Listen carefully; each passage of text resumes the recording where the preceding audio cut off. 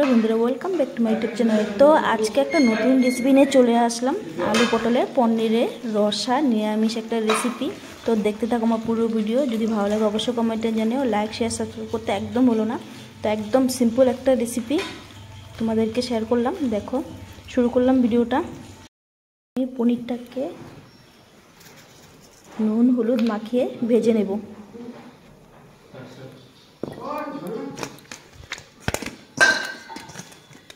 তো প্রথমে আমি পনিরটাকে ভালোভাবে হলুদ লবণ মাখিয়ে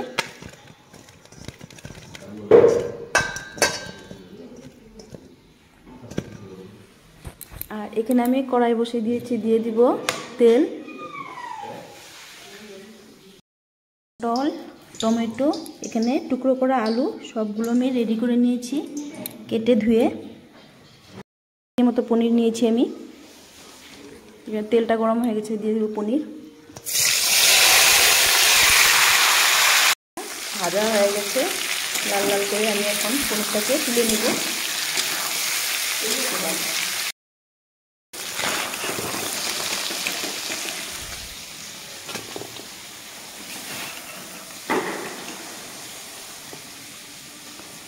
একটু তেল দিয়েছি, এখন ভেজে দেবো আমি পটল।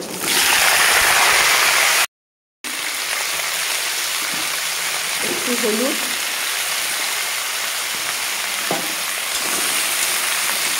তো পটলটাকে আমি লাল লাল করে ভেজে নেব।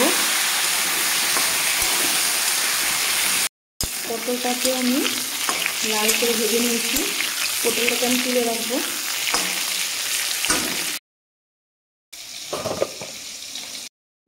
তেল আর দিয়ে দিব দুটো শুকনো লঙ্কা, দিয়ে দিব টুকরো করা টমেটো, আর দিয়ে দিব স্বাদ অনুযায়ী নুন, আর দিব হলুদ গুঁড়ো।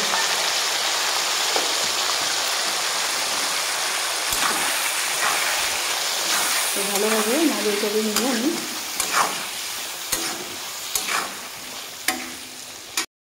ধনে গুঁড়ো, জিরে গুঁড়ো,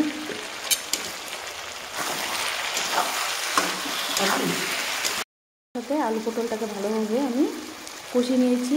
সাইডের থেকে তেল ঝরে দিয়েছে, এখন আমি দিয়ে দিব ঝোল।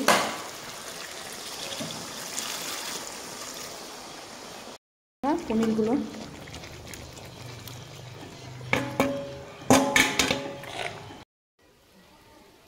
তো আমি